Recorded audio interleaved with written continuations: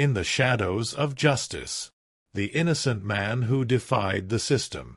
Imagine losing 35 years of your life, not to a crime you committed, but to a crime you didn't. This is the haunting story of Michael Harris, a man swallowed by injustice, tortured by a system meant to protect him, and finally reborn as a symbol of truth. It was 1985. Michael Harris was just 22 years old. A mechanic, working in his father's auto shop, with grease on his hands and dreams in his heart. He had a fiancée, plans for a small house, and a life ahead of him. But on one ordinary afternoon, that life shattered. Police sirens could be heard blaring in the distance and approaching towards the shop, car doors slamming. Officers stormed into the shop, guns drawn. Without warning, Michael was slammed against the hood of a car. His fiancée screamed as handcuffs snapped shut. The charge? Armed robbery and murder. At the station, the nightmare worsened.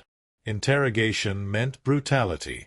Michael was shoved into a steel chair under blinding lights. Detectives circled like predators. One flicked ashes from his cigarette onto Michael's shirt. Another slammed a photo onto the table, a woman's body lying in blood. "You did this," they snarled. Michael pleaded, "No, I did not. I wasn't there. I don't even know her." But his words were drowned by fists and threats. They deprived him of food, water, and sleep. When he refused to confess, they manufactured evidence. A jailhouse snitch was promised freedom if he testified that Michael bragged about the crime.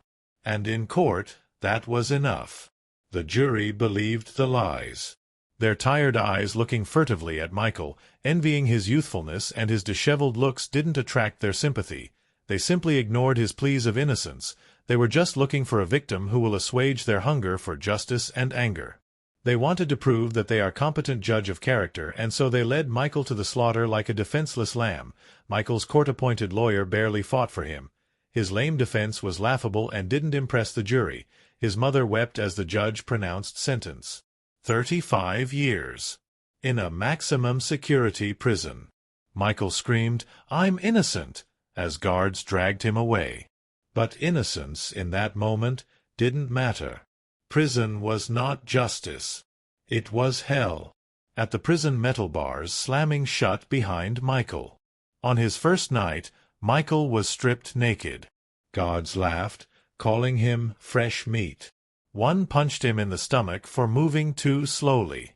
When he was led into the yard, inmates watched like wolves sizing up prey. A gang leader whispered in his ear, "You're mine now." Michael learned quickly. Survival meant submission or scars. He was stabbed in the ribs for refusing to carry drugs for a prison gang. He lay bleeding in the dirt while guards looked on, indifferent. Hours passed before he was stitched, crudely, by an overworked prison medic. Another time, he was locked in solitary confinement. A concrete box, pitch black, for 27 days. No bed. No toilet, just a bucket. Rats scurried across the floor. He scratched marks on the wall to keep track of time. His only companion was the echo of distant screams. The wardens were no better.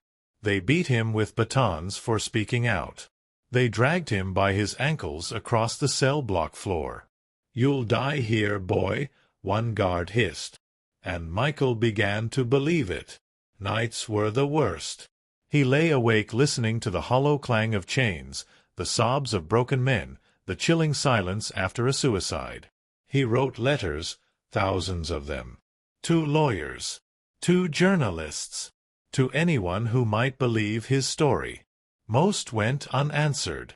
But inside that prison, he found something no one expected. Hope in the form of books. In the library, he discovered law. Page by page, Michael taught himself the system that had betrayed him. He studied wrongful conviction cases, DNA evidence, trial procedures. He became not just a prisoner, but his own lawyer. And just like that, the days turned in weeks, weeks into months, the months turned into years, then 35 years had passed. Michael was now an old man, wrinkled, gray-haired, hunched from years of abuse. And then, a miracle. One of his letters reached the Innocence Project, a non-profit of young lawyers fighting wrongful convictions. A lawyer named Sarah Collins picked up his file. She noticed something no one had bothered to test: bloody clothes from the crime scene, preserved all these years. DNA tests were run, and the results were undeniable. The blood did not match Michael.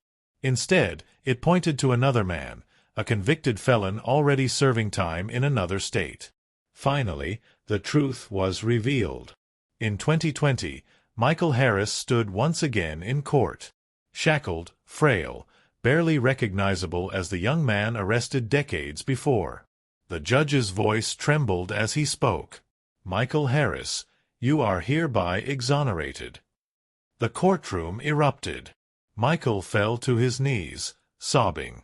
For the first time in 35 years, he was free. He stepped outside, blinking into the sunlight, breathing air that no longer smelled of rust and blood, but of freedom, fresh air, fresh dew, and a new start. He prayed and was overwhelmed by his newfound freedom.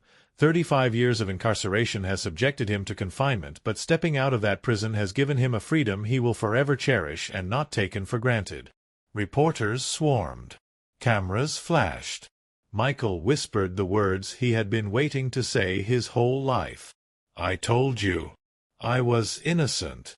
The state, under immense public pressure, awarded Michael Harris $18 million in compensation, a record settlement.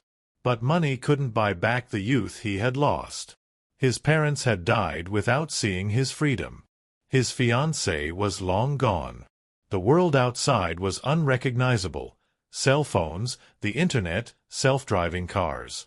Michael had stepped into a future that had passed him by. And yet, he refused to waste what remained. He founded a non-profit for the wrongfully convicted, dedicating his life to helping others escape the fate he endured. His story became a lesson in resilience, justice, and survival. And today, when asked how he survived 3.5 decades in hell, he answers simply, "I knew the truth, and the truth was my weapon." The truth will always set you free. Michael Harris lost 35 years of his life, not to crime, but to injustice. His story is a warning that justice delayed is justice denied, and a reminder that sometimes the system designed to protect us is the very thing that destroys us. Subscribe for more real-life stories of people who passed through unjust legal system and found justice afterwards.